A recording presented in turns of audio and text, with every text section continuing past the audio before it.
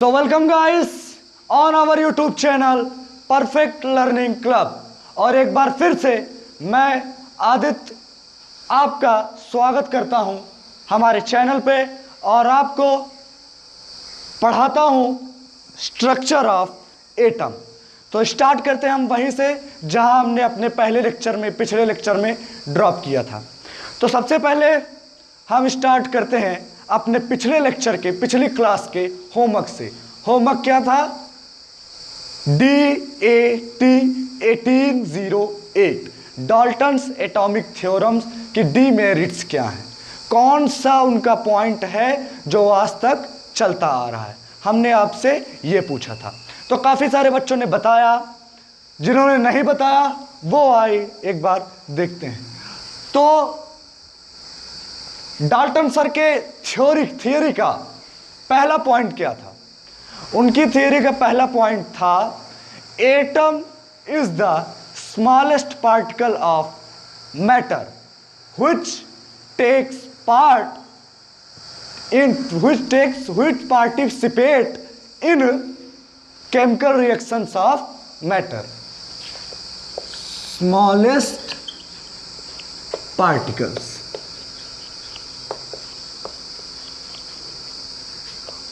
Chemical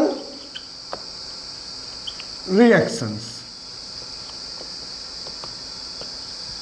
तो students, यही वो पॉइंट है जो आज तक डाल्टन सर ने बता दिया था और ये चलता आ रहा है कि एटम केमिकल रिएक्शंस में पार्टिसिपेट करता है।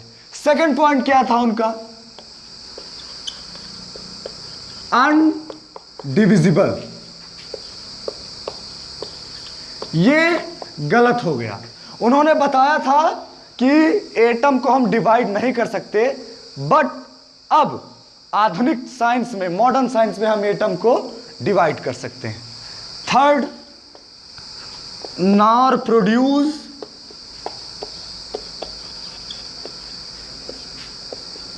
डिस्ट्रॉय। मतलब कि एटम को तो ना हम प्रोड्यूस कर सकते हैं ना ही डिस्ट्रॉय कर सकते हैं। यह भी क्या हुआ? उनका गलत प्रूफ हो गया। क्यों? क्योंकि अब साइंटिस्टों ने बहुत सारे एटम को डिस्ट्रॉय कर दिया है और बहुत सारे एटम को प्रोड्यूस कर लिया है। चौथा पॉइंट था उनका सेम टू सेम और डिफरेंट टू डिफरेंट। ये पॉइंट भी उनका गलत हो गया। उन्होंने बताया था, क्या बताया था? उन्होंने कहा था कि भाई जो ये एटम होते हैं ये सेम एलिमेंट के सेम होते हैं और डिफरेंट एलिमेंट्स के डिफरेंट होते हैं। ये संपूर्णता टोटली गलत। अब क्या है कि सेम एटम एलिमेंट्स के एटम भी क्या हो सकते हैं? अलग अलग हो सकते हैं और डिफरेंट के सेम। ये एक्सपेरिमेंट्स के द्वारा से हमको पता चल गया है। पांचवा क्या था? Fixed mass ratio. उन्होंने बताया था कि डिफरेंट एलिमेंट्स के एटम मिलके कंपाउंड एलिमेंट बनाते हैं, लेकिन एक फिक्स्ड मास रेशियो में। यह भी क्या हुआ इनका? गलत। जब हाइड्रोजन के हमने आइसोटोप्स निकाली, ये भी आइसोटोप्स आप आगे पढ़ेंगे इसी चैप्टर में। क्यों? देखिए, हाइड्रोजन का सबका एटॉमिक नंबर तो सेम है, बट मास देखो सबका अलग अलग है। तो इसलिए ये भी इनका फिक्स्ड मास रेशियो की थ्योरी गलत हो गई। तो ये था आपका कल का होमवर्क और डीमेरिट्स ऑफ किसके? अपने डाल्टन सर के। अब आते हैं, आपको एक प्यारा सा क्वेश्चन देते हैं। क्वेश्चन ये है,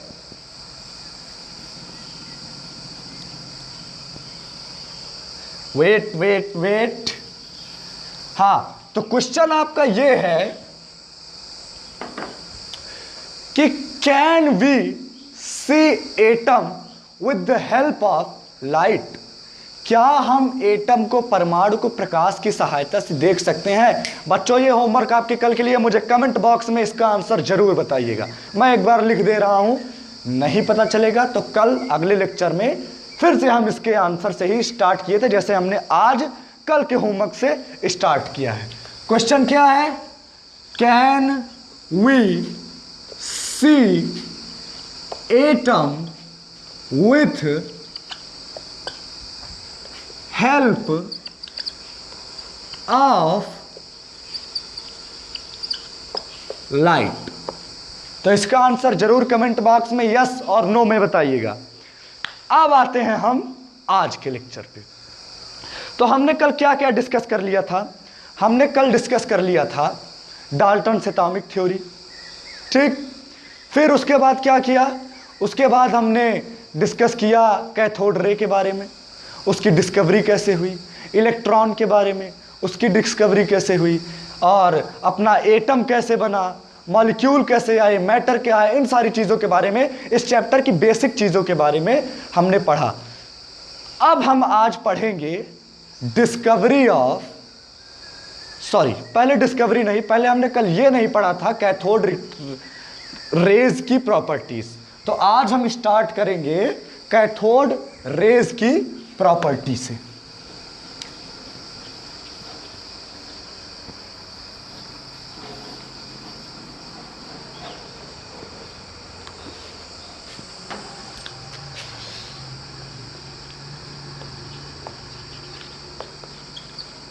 प्रॉपर्टीज ऑफ कैथोड रेज। तो बच्चों एक बार फिर हम बिना किसी मोह माया के, बिना किसी टाइम वेस्ट के, फालतू की बातें किए हुए अपने लेक्चर को आगे बढ़ाते हैं और आपको बढ़िया बढ़िया कॉन्सेप्ट आज फिर से एक अमेजिंग सा कॉन्सेप्ट मैं आपको देने वाला हूं। Hope and I am sure कि ये आपको नहीं पता होगा, बस अंत तक मेरे साथ आप बने रहिए। तो properties of cathode rays, cathode rays बन गई, उनके ऊपर एक्सपेरिमेंट हुए। अच्छा, कैथोड रेज बनाई किसने, मतलब उसकी डिस्कवरी किसने की? ऑन रिकॉर्ड जे थॉमसन ने। तो आता है अब अपना कि कैथोड रेज आ गई, अब इनके गुण क्या है? तो इनके गुण है, पहला गुण इनका है, पहला गुण क्या है? CR starts from cathode and go towards anode। अच्छा बच्चों जल्दी से मुझे बताओ कैथोड रेज का पर चार्ज क्या होता है, पॉजिटिव या निगेटिव? पॉजिटिव या निगेटिव? तो कल हमने बताया था कि कैथोड रेज निगेटिवली चार्ज होती हैं, तो ये निगेटिव चार्ज होती हैं। अच्छा अब कैथोड क्या है? कैथोड और एनोड क्या है? कैथोड और एनोड, कैथोड क्या है अपना? निगेटिव चार्ज है। एक्सपेरिमेंट में हमने कल बताया नहीं था, कैथोड क्या है? निगेटिव चार्ज है। एनोड क्या है? पॉजिटिव चार्ज है। अब कैथोड रेज क्या है? निगेटिवली चार्ज होती हैं, तो ये निगेटिव की तरफ तो कभी जाएंगी नहीं, ये जाएंगी पॉजिटिव की तरफ। इसलिए ये कैथोड से बनती हैं और भागती किस तरफ है? पॉजिटिव चार्ज एनोड की तरफ अट्रैक्ट होके। हमने कल एक कॉन्सेप्ट बताया था कि same charge repel and different charge attract, उसी कॉन्सेप्ट से। दूसरा अपना आता है, दूसरा हमारा क्या है कि in the absence of electric and magnetic field, absence of electric and magnetic field, CR move in straight path।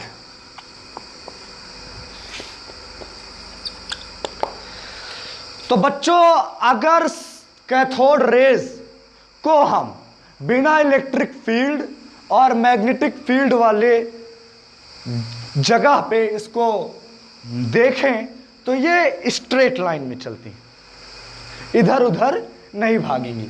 Absence, किसकी एब्सेंस में? इलेक्ट्रिक फील्ड और मैग्नेटिक फील्ड में। अब अच्छा ये चीजें हैं। अब क्वेश्चन दिमाग में आ रहा होगा कि अगर इलेक्ट्रिक फील्ड है तो क्या होगा? अब इलेक्ट्रिक फील्ड है अगर, तो मैं आपको बताता हूं कि तब क्या होगा। इसे इरेज कर रहा हूं। सो बच्चों, क्या बताया गया कि मैग्नेटिक फील्ड और इलेक्ट्रिक फील्ड के एब्सेंस में कैथोड रेज स्ट्रेट लाइन में मूव करती है। अब मान लो कि ये है अपना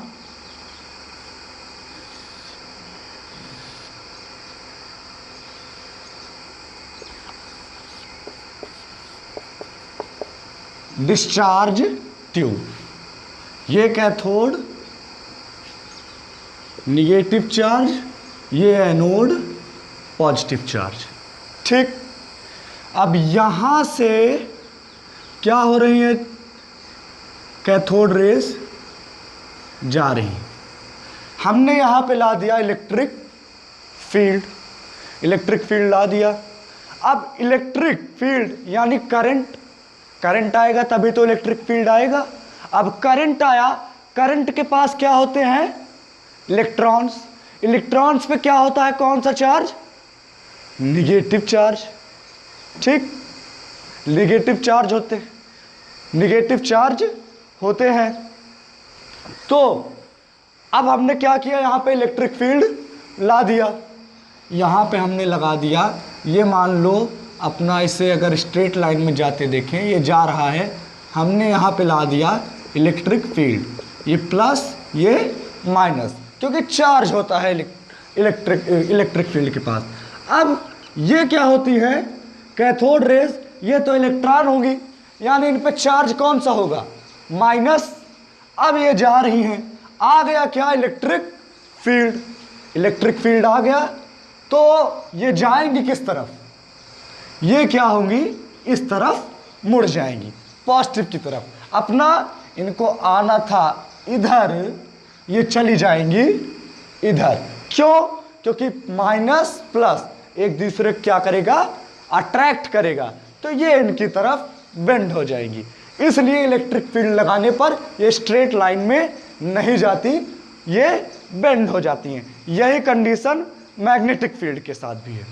तो आई होप आपको समझ में आ गया होगा कि एब्सेंस में क्यों सीधा चलती हैं और जब आ जाता है क्या इलेक्ट्रिक फील्ड तब ये क्यों बेंड हो जाती हैं। अब अपना तीसरा पॉइंट है,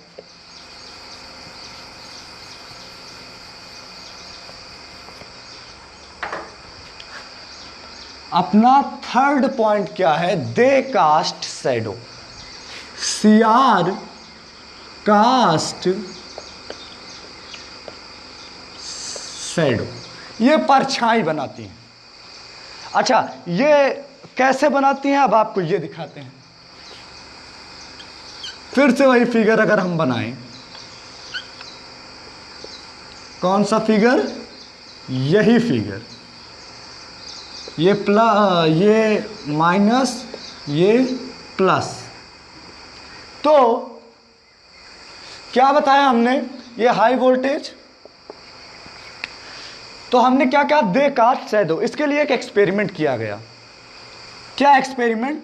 ये मान लो कैथोड रेज निकल रही हैं यहां से, तो साइंटिस्ट ने क्या किया, लोगों ने यहां पे प्लेट लगा दी, कोई प्लेट लगा दी। और जब प्लेट लगा दी तो उन्होंने देखा कि प्लेट लगाने पर यहां पे इस प्लेट का क्या बन जा रहा है? शैडो बन जा रही है, परछाई बन जा रही है इसी प्लेट का। इसी प्लेट की क्या बन जा रही है? परछाई बन जा रही है। तो उन्होंने बता दिया कि ये क्या परछाई बनाती हैं। यही एक्सपेरिमेंट क्या ये भी प्रूफ करता है कि ये स्ट्रेट लाइन में मूव करती हैं। कैसे? अब भाई लाइट तुमसे आके टकराएगी, लाइट तुमसे आके टकराएगी तभी तो ठीक तुम्हारे पीछे शैडो बनेगा तुम्हारा। लाइट तुमसे आके स्ट्रेट टकराएगी तभी तुम्हारा ठीक पीछे परपेंडिकुलर टकराएंगी तुमसे, तभी तो शैडो क्या होगा, ठीक पीछे बनेगा। इधर उधर से आएंगी तो इधर उधर शैडो बनेगा। जब देखो सन तुम्हारे सिर के ऊपर रहता है तब अलग जगह शैडो बनता है, सामने रहता है तो अलग जगह, इधर रहता है तो अलग जगह। तो परपेंडिकुलर होगी, स्ट्रेट लाइन में लाइट आएगा तभी ठीक तुम्हारे पीछे क्या करेगा, वो शैडो बनाएगा। तो यही चीज क्या हुआ, इसने प्रूफ किया कि इसके ठीक पीछे शैडो बन रहा है, यानी ये स्ट्रेट लाइन में चल रही है। ये हो गया हमारा तीसरा। अब चौथा क्या कहता है, इसको ऐसे बने रहने देते हैं। चौथा हमारा ये कहता है कि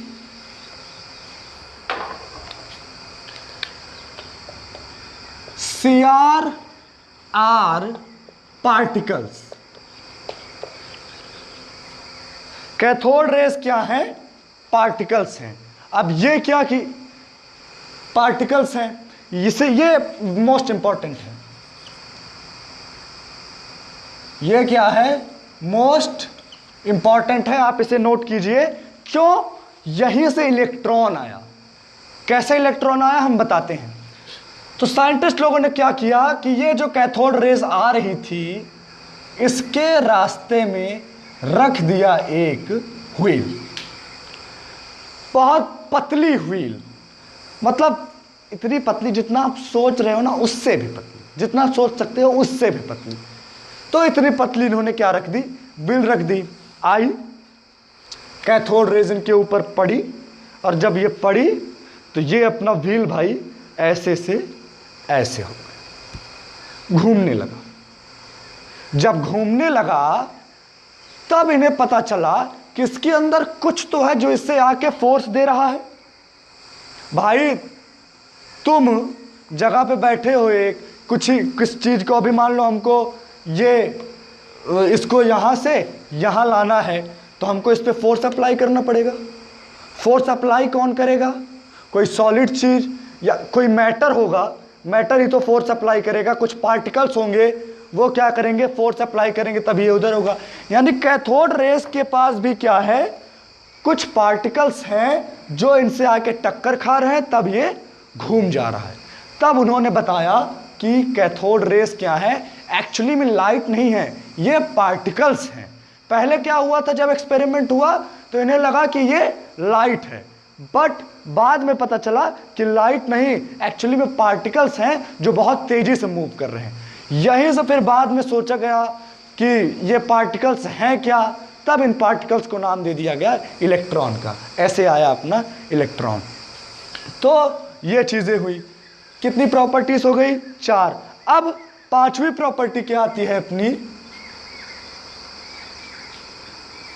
CR produce X rays against hard metals. X rays ये आपके आगे का कॉन्सेप्ट है, तो इसके बारे में हम ज़्यादा कुछ आपको बताएंगे नहीं, बस एक हल्का सा आपको इसका टच देंगे कि कुछ तो आइडिया आपको मिल जाए कि एक्स रेज है क्या, बहुत थोड़ा आइडिया मिलेगा। तो CR क्या करती हैं, ये एक्स रेज प्रोड्यूस करती हैं, लेकिन शर्त क्या है इनकी, जब ये किसी हार्ड मेटल ठोस धातु से टकराएंगी। ये मान लो कोई ठोस धातु है, ये एक्स रेज कैथोड रेज आई, जब इनसे टकराई तो ये इस टाइप की एक रे प्रोड्यूस करेंगी। इन्हीं रे को क्या बोला गया, एक्स रेज। बस आप अभी के लिए इतना इसके बारे में जानिए, आगे हम आपको बताएंगे आगे और आगे कॉन्सेप्ट्स में, आगे चैप्टर्स में। तो ये हो गया इनका पांचों प्रॉपर्टी। अब जो सबसे इसकी मेन प्रॉपर्टी है,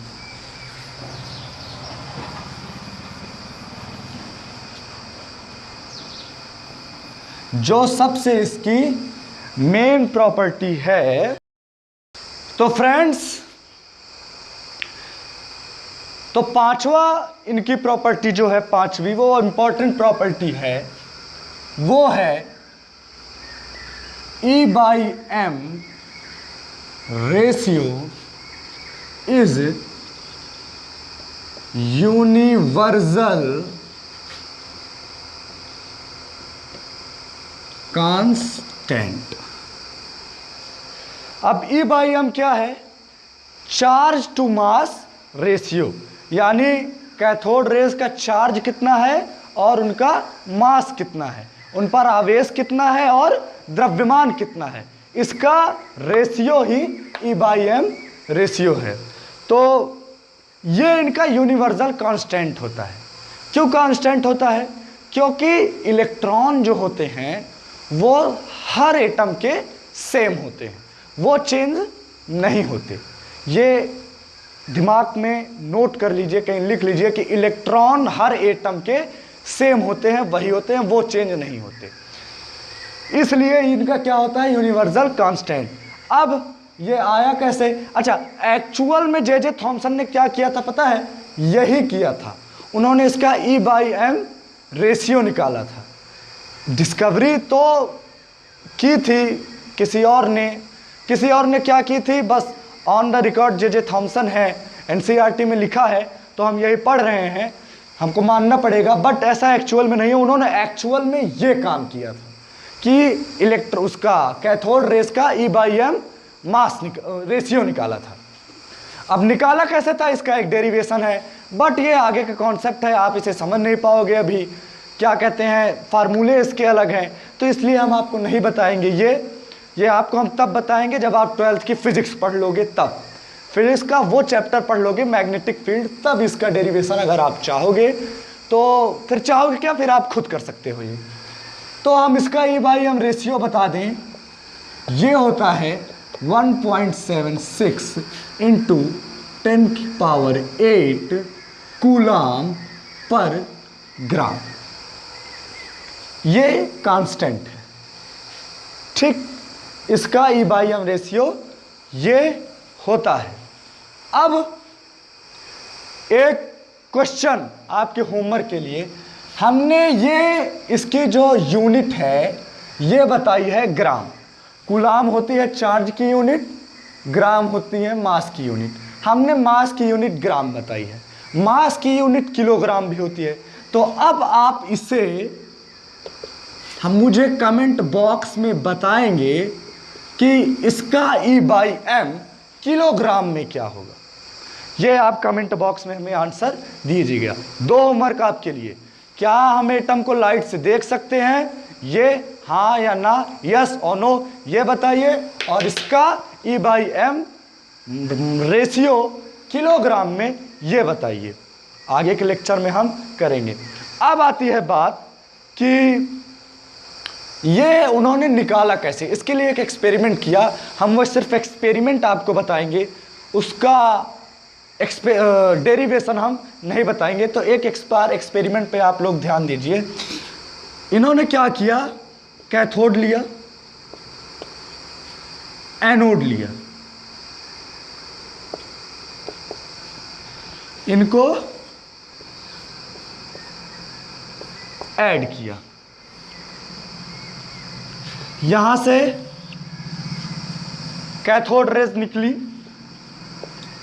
यहां पहुंची। तो इन्होंने क्या किया कि इस पे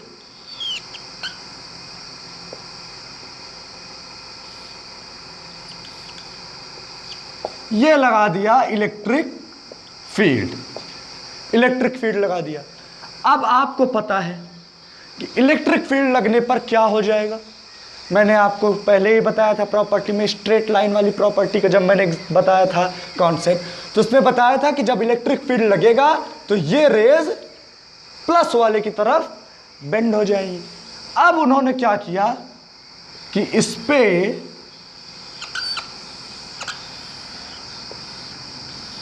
मैग्नेटिक फील्ड भी लगा दिया, और उतना ही मैग्नेटिक फील्ड लगाया जितना कि इलेक्ट्रिक फील्ड लग रहा है। अब इससे क्या होगा, इससे कुछ नहीं होगा, इलेक्ट्रॉन अपना कंफ्यूज हो जाएगा कि इधर चलूं या इधर चलूं।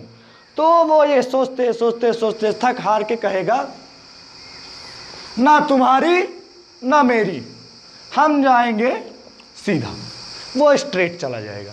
फिर उन्होंने E/m इसका चाहिए कि इधर उधर करके निकाला। वो कैसे निकाला मैंने बताया, आपको आगे कॉन्सेप्ट में बताया जाएगा। तो ये एक्सपेरिमेंट से इसका E/m मास निकला था।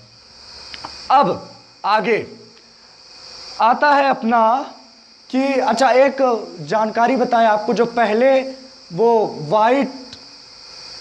ब्लैक एंड वाइट टीवीज जो चलती थी वो इसी कैथोड रे के कॉन्सेप्ट पे चलती थी, इसलिए पहले हमको उस टाइम पे भी क्लियरिटी दिखती थी। अब बिना HD के हम क्लियरिटी नहीं देख पाएंगे, अब चीज़ें अलग हो गई हैं। पहले बिना HD के भी हमको क्लियरिटी ब्लैक एंड वाइट में दिख जाती थी। तो यहीं पे अपना कैथोड रे का ये लेक्चर टॉपिक ख़त्म होता है। अब आगे हम चलते हैं अपने दूसरे सब एटॉमिक पार्टिकल पे, जिसका नाम है प्रोटॉन। क्या नाम है? प्रोटॉन। तो अब हम पढ़ेंगे डिस्कवरी ऑफ प्रोटॉन या और discovery of anode rays.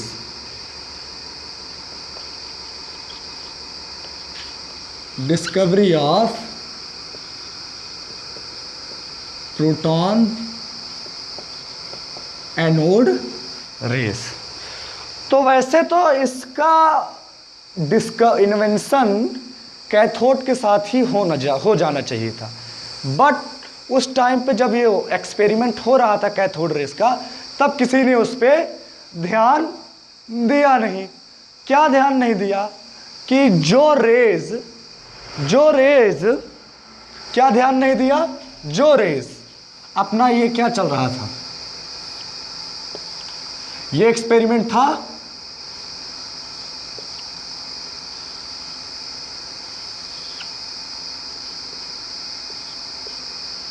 Minus plus minus. Experiment क्या था? जब वोल्टेज किया गया हाई, जब हाई वोल्टेज किया गया तो ये माइनस वाला प्लस पे चला गया, प्लस वाला माइनस पे। तो इसको तो सबने नोटिस कर लिया कि इसने ग्रीन ग्लो दिया, ये चले, बट इसको किसी ने नोटिस नहीं किया कि ये एक जो माइनस से प्लस में जा रहा है, तो प्लस से एक माइनस में भी तो जा रहा है।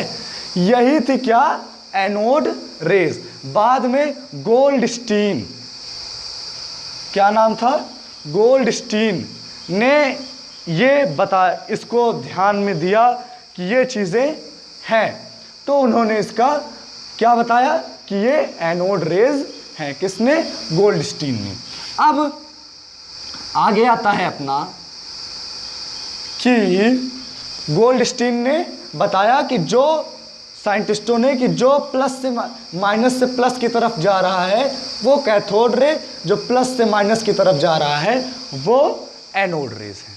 अब आगे इतना उन्होंने बता दिया। तो बच्चों, हमने एनोड रेज के बारे में जान लिया, कैसे प्रोड्यूस हुई प्रोटॉन, अभी हम आगे बता रहे हैं कैसे होगा। अब पहले जानते हैं कि एनोड रेज की प्रॉपर्टीज क्या हैं। प्रॉपर्टीज ऑफ एनोड रेज, सारी प्रॉपर्टीज सेम है एज कैथोड रेज, बस कुछ प्रॉपर्टीज चेंज हैं। वो क्या है? जैसे कैथोड रेज जो टेस्ट ट्यूब के अंदर गैस डाली गई है उसके नेचर पे डिपेंड नहीं करती, उसके नेचर पे डिपेंड नहीं करती, बट एनोड रेज गैस के नेचर पे डिपेंड करती हैं। क्यों और कैसे, आइए हम देखते हैं। तो पहला क्या है? Depend on nature of gas. कैसे? मान लो हमने टेस्ट ट्यूब के अंदर H2 गैस ली, इसको हाई वोल्टेज दिया, ये चार्ज, मैंने क्या बताया, इलेक्ट्रॉन सभी एलिमेंट्स के सेम होते हैं, तो इसमें से एक इलेक्ट्रॉन निकल गया, बचा क्या? H2 positive. फिर मान लो हमने O2 गैस ले ली, इसको हाई वोल्टेज दिया तो इसमें से इलेक्ट्रॉन निकला, बचा O2 पॉजिटिव। फिर मान लो He लिया, हाई वोल्टेज दिया, इलेक्ट्रॉन निकला, बचा क्या, He पॉजिटिव।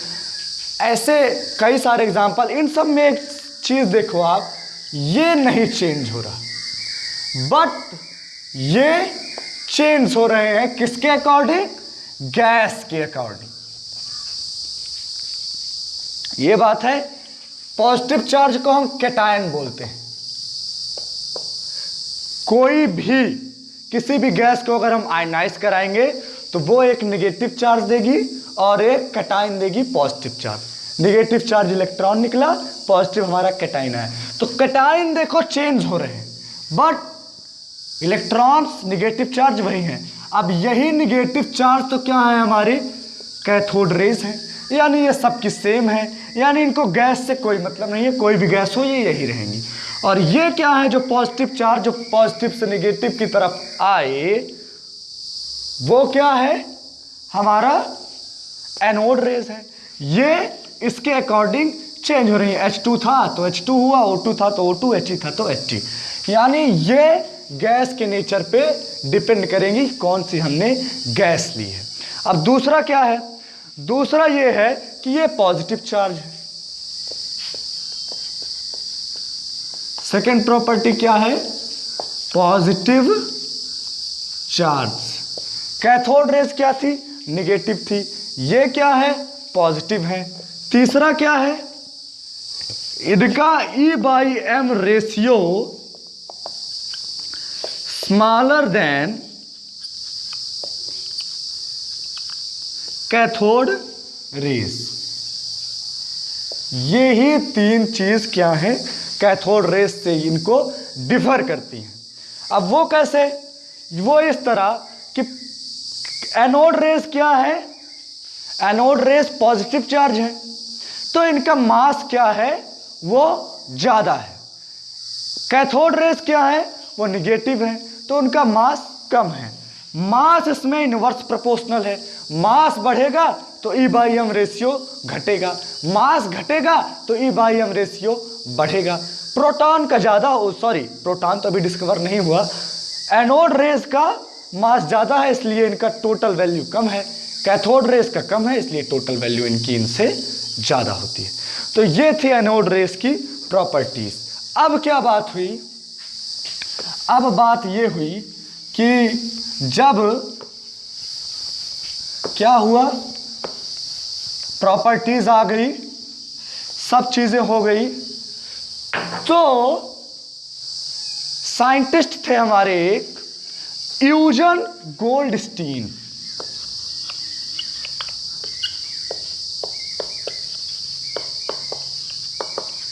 यूजन गोल्डस्टीन 1886 में उन्होंने क्या किया, ऑब्जर्व किया कि जब कैथोड रेज निकल रही थी तो हमने सोचा ये लाइट है, बट ये लाइट तो निकली नहीं, ये निकले पार्टिकल्स।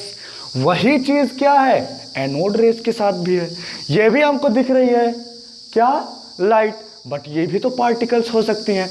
उन्होंने फिर वो क्या, पैडल व्हील वाला क्या किया, एक्सपेरिमेंट किया, एनोड रेज ने भी घुमा दिया तो सोचा कि यानी ये भी पार्टिकल्स हैं। अब ये पार्टिकल्स क्या हैं, उन्होंने ये ऑब्जर्व किया कि ये क्या है, पार्टिकल्स हैं, यानी प्रोटॉन को ऑब्जर्व किया, लेकिन उन्होंने क्या बताया कि ये H+ पॉजिटिव चार्ज है, प्रोटॉन नहीं बताया। फिर क्या हुआ, 1919 में हमारे साइंटिस्ट थे एक अर्नेस्ट रदरफोर्ड। अर्नेस्ट रदरफोर्ड, उन्होंने क्या, इसे प्रोटॉन ठहरा दिया, सार्वजनिक घोषणा कर दी कि ये क्या है, हमारा प्रोटॉन है। तो ऐसे प्रोटॉन प्रचलन में आ गया। तो ये बात हो गई इलेक्ट्रॉन की, प्रोटॉन की। अब फिर बिना किसी मोहमाया को चलते हुए हम आते हैं अपने अगले टॉपिक न्यूट्रॉन पे। तो स्टूडेंट्स, अब हम बात करते हैं डिस्कवरी ऑफ न्यूट्रॉन्स की।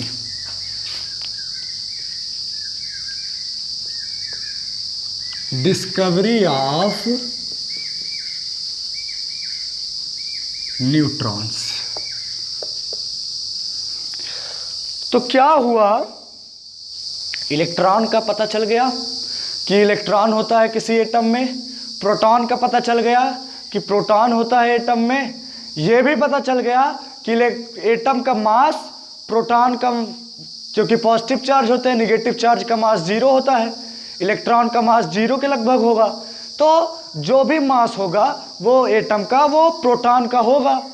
तो काफ़ी सारा देखा गया, काफ़ी सारे एक्सपेरिमेंट्स किए गए, तो उनमें देखा गया कि प्रोटॉन, एटम का एक्चुअल मास और प्रोटॉन का मास दोनों डिफर आ रहा है। कैसे? उन्होंने देखा कि तब क्या था, हाइड्रोजन, हीलियम, ये सारे एलिमेंट्स आ गए थे, उनकी इन्वेंशन हो गई थी। तो क्या किया, एक हाइड्रोजन एलिमेंट उठाया और एक हीलियम, 2 एलिमेंट लिए, इनको तराजू पे रखा। अच्छा, हाइड्रोजन का क्या है, हाइड्रोजन का एटॉमिक मास क्या है 1, हीलियम का एटॉमिक मास 4 के लगभग, ठीक 4 के आसपास। देखो अब इनको रखा क्या, लेकिन तब उन्हें ये चीज़ नहीं पता थी, अब हमको पता चल गई है, तब नहीं पता। तो उन्होंने क्या कहा, इन दोनों को तराजू पे रखा। ठीक है, मान लो ये है हीलियम, ये है हाइड्रोजन, रखा, देखा हीलियम वाला भारी हो गया। फिर इन्होंने क्या किया, हाइड्रोजन के 2 ले लिए, ठीक, हाइड्रोजन के क्या किया, 2 ले लिया। तो अब सोचा, तो इसका एटॉमिक मास हो गया 2 टोटल, एक इसका एक ही का। अब सोचा कि अब तो ये इसका 2 है, इसका, उन्हें क्या पता था कि इनका 2 है, उन्हें क्या पता था कि हीलियम का 2 है, इन्होंने 2 लिया, सोचा कि अब तो बराबर हो ही जाएगा, 2 इसका 2 उसका, फिर रखा, फिर हीलियम चला गया, भारी पड़ गया। सोचा कि अरे ये क्या हुआ, फिर क्या किया, उन्होंने 3 लिया, अब इसका कर दिया क्या 3, उन्हें पता है कि इसका कितना है 2, वो सोच रहे हैं कि अब हाइड्रोजन को भारी हो जाना चाहिए, फिर तराजू पे रखा गया और फिर वही पुरानी मोह माया, हीलियम फिर भारी पड़ गया। फिर उन्होंने क्या किया, चौथा लिया, अब इसका हो गया 4, उन्हें पता है इसका 2, फिर उन्होंने सोचा कि क्या भारी पड़ जाएगा, बट रखा तो दोनों हो गए बैलेंस। सब भगवत गीता सारी उनकी धरी की धरी रह गई, सारे साइंस उनके धरे के धरे रह गए कि सोचे ये क्या हो गया, अजीब मोह माया है ये तो, कि हीलियम का एक एटम जिसका एटॉमिक मास 2 है, वो हाइड्रोजन के 4 एटम पे भारी पड़ रहा है, कैसे? तब उन्होंने सोचा कि ना, कुछ तो हम मिस कर रहे हैं एटम के अंदर, जो इसे एटॉमिक मास और दे रहा है। यहां से ये चीज आई कि वी आर मिसिंग समथिंग। फिर इस पे एक्सपेरिमेंट होना शुरू हुआ, एक्सपेरिमेंट होना शुरू हुआ, तब चैडविक ने क्या किया, ये चीज निकाली। क्या निकाली? उन्होंने क्या किया, एक बेरिलियम की प्लेट ली, उस पे क्या किया, अल्फा पार्टिकल्स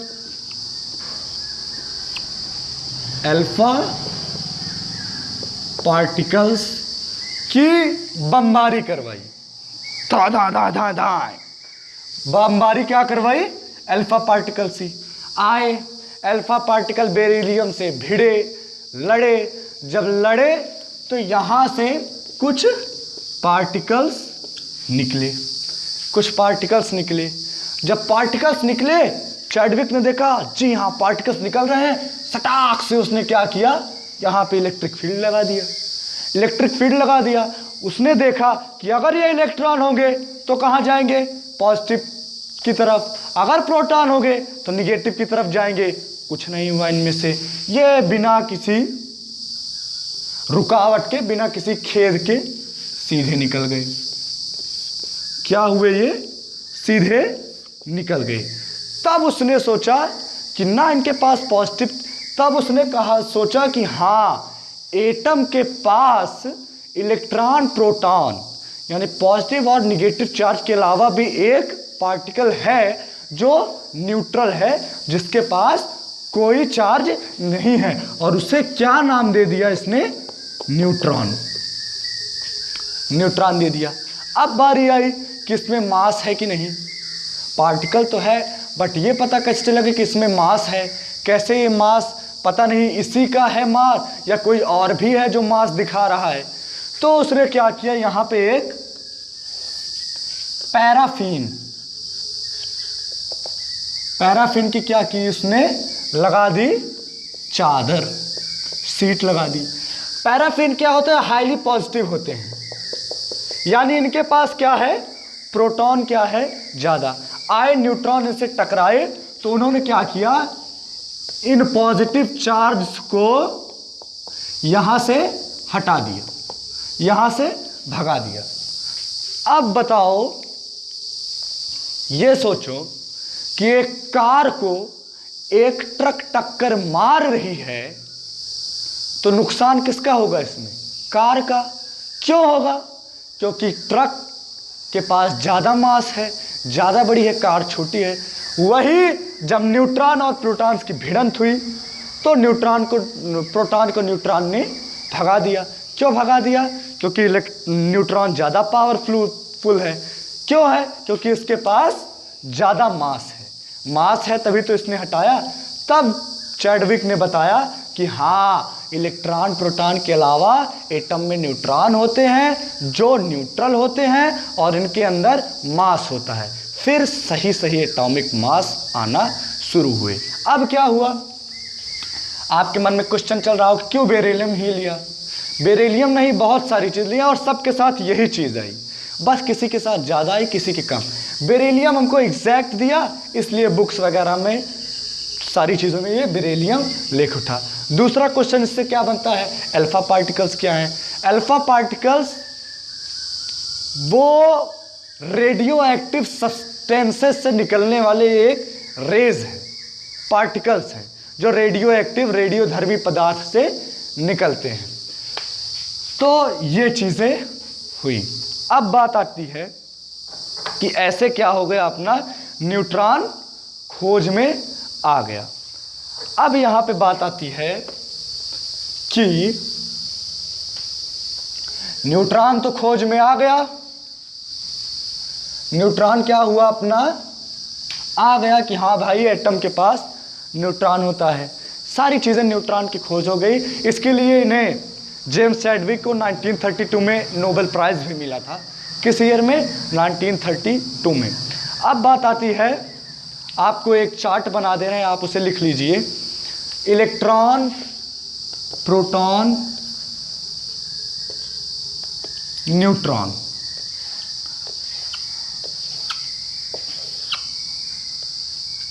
ये हो गया इनका चार्ज और ये मास।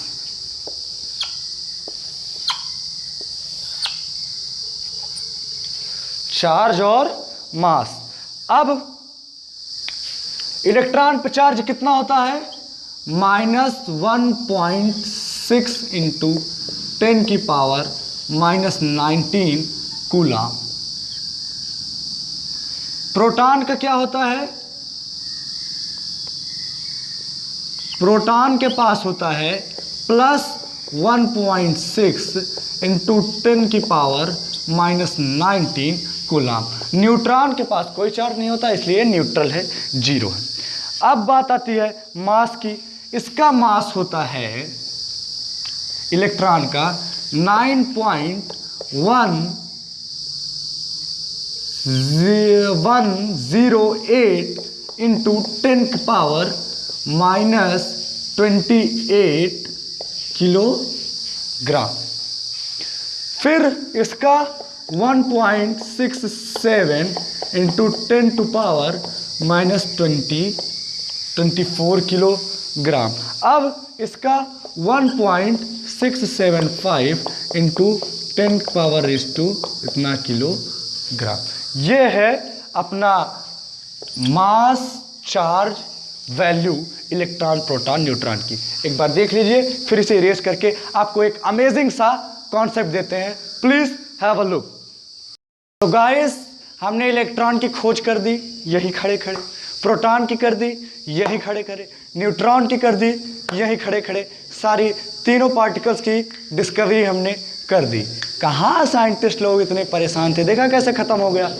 अब क्या है कि लेक्चर हो रहा है थोड़ा लंबा, तो हम आज के इस लेक्चर को यही ख़त्म करते हैं। कल आपको हम एक अमेजिंग सा लेक्चर देंगे, अमेजिंग सा कॉन्सेप्ट देंगे। क्या कॉन्सेप्ट देंगे ये अभी सीक्रेट है, आप कल मिलिएगा, अगले लेक्चर में मिलते हैं। सो राधे राधे, जय हिंद, सलाम, सत श्री अकाल। बच्चों, अगर आपको वीडियो पसंद आई हो तो आप इसे लाइक कीजिए, चैनल को सब्सक्राइब कीजिए, बेल आइकन दबाइए और अपने सभी दोस्तों से, सभी स्टूडेंट से इसे शेयर कीजिए। तो मैं आदित्य मिश्रा अब चलता हूँ। Bye bye, Tata.